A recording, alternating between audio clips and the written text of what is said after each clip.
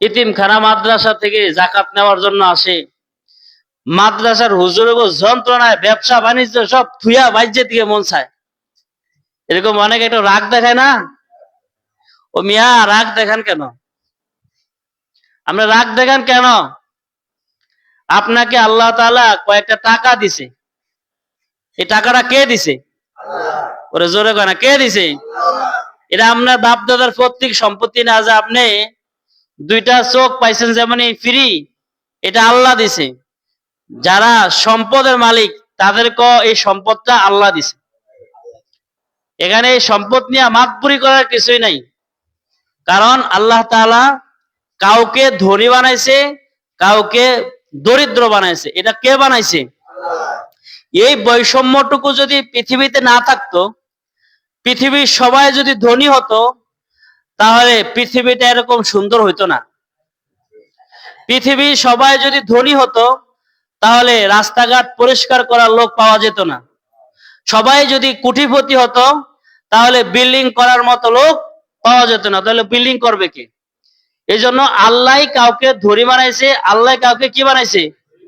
এগুলো বৈষম্য রেখেছে আল্লাহ, যে কেউ হবে ধনী, কেউ হবে গরিব। তাহলে ধনীরা ধনটা দিছে কে? আল্লাহ তাআলা বলেছেন, وَمِمَّا رَزَقْنَاهُمْ يُنْفِقُونَ। ও বান্দা, আমি তোমাকে যে সম্পদ দান করেছি, এই সম্পদ থেকে তুমি দান করো। আমি যে সম্পদ তোমাকে দিছি, ওই সম্পদ থেকে তুমি কি করো? নতুবা আমাদের থেকে অনেক স্বাস্থ্যবান, অনেক জ্ঞানী বুদ্ধিমান মানুষ আছে যাদেরকে টাকায় ধরে না। টাকা বহু চেষ্টা করে, টাকা তার কাছে কি আসে না। আর দেখা যায় একজন মূর্খ মানুষ তাকে টাকায় কি করে ফেলছে? ধরে ফেলছে। কিন্তু অনেক শিক্ষিত মানুষও তার কি হয় না? সম্পদ নাই। তাহলে সম্পদের মালিক কে? মূল সম্পদের মালিক আল্লাহ। আল্লাহ তাআলা বলছেন, ওয়ামিম্মা রাযাকনাহুম, আমি মানুষকে সম্পদ দেই, আর মানুষ ওটা থেকেই ইউনফিকুন, ওটা থেকেই তারা খরচ করে। তাহলে সম্পদ দিছে কে? আমাদের দেশে অনেক ধনী মানুষ আছে যারা কিছু সম্পদের মালিক হয়ে তারা গরিব মানুষকে তুচ্ছ তাচ্ছিল্য করে দোকান থেকে তাকে সরাইয়া দেয়। সরো, এখন নাই পরে আসো, তোমাদের যন্ত্রণা কি ব্যবসা বাণিজ্য করতে পারবো না? তো এই যে একটা যে অবস্থা করতেছে, এই সকল এগুলো তো আল্লাহ তাআলা নারাজ হন। আল্লাহ তো এগুলো দিছেন পরীক্ষা করার জন্য, যে বান্দা তুমি ধরি না, আমি তোমাকে ধন দিছি, তোমার এই ধন থেকে 100 টাকা থেকে তুমি 2.5 টাকা আল্লাহ রাস্তায় দান করতে হবে। কয়শো টাকা? 1000 টাকা থেকে তুমি 25 টাকা মানুষকে জাকাত হিসেবে দিবা। এটা দিছে কে? আল্লাহ দিছে। আল্লাহ 1000 টাকা আপনাকে দিছে। আল্লাহ আপনাকে 1000 টাকা দিয়ে বলতেছে যে আমি তোমাকে 1000 দিলাম, তুমি গরিবদেরকে এই 1000 টাকা থেকে 25 টাকা দিয়ে দাও। আমি তোমাকে 1 লক্ষ টাকা দিলাম, তুমি 1 লক্ষ টাকা থেকে 2,500 টাকা জাকাত দিয়া দাও। এটা কি সহজ না কঠিন? জাকাত বাধ্যতামূলক করছে, কিন্তু এটা আবার সহজ। বাধ্যতামূলক, কিন্তু এটা কি সহজ। 1000-এ কয় টাকা? 1000 টাকায় আর 25 টাকা মাত্র।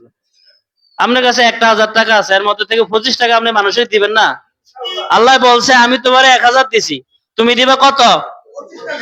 আল্লাহ বলে তোমাকে আমি 1 লক্ষ টাকা দিলাম, তুমি 1 লক্ষ টাকা থেকে 25 কয়টা দিব? 2500, 2,500 টাকা দিবা। আমি তোমাকে 1 কোটি টাকা দিলাম, তুমি 2.5 লক্ষ টাকা কোথায় দিতে হবে?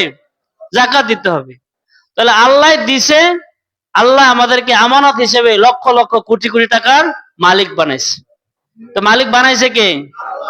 যদি আপনাকে আর আমাকে আল্লাহ তাআলা ফকির বানাইতো, ধনী ব্যক্তি, আপনি অনেক টাকার মালিক, গরিবদেরকে আপনি দেখতে পারেন না, তো আপনাকে যদি আল্লাহ গরিব বানাইতো, তাহলে ধনীর ব্যক্তির সামনে যেয়ে আপনি চাইতেন, তো আপনার সাথে যদি এমন ব্যবহার করা হতো। এরকম অনেক ব্যক্তির ঘটনা আছে যারা ধনী, শুধু ধন নিয়ে অহংকার করার কারণে আল্লাহ তাআলা তাদেরকে ফকির বানিয়ে দিচ্ছে। এই জন্যই বলা হয়েছে সকালবেলা ধনী রে তুই ফকির, সন্ধ্যাবেলা তুমি ফকির।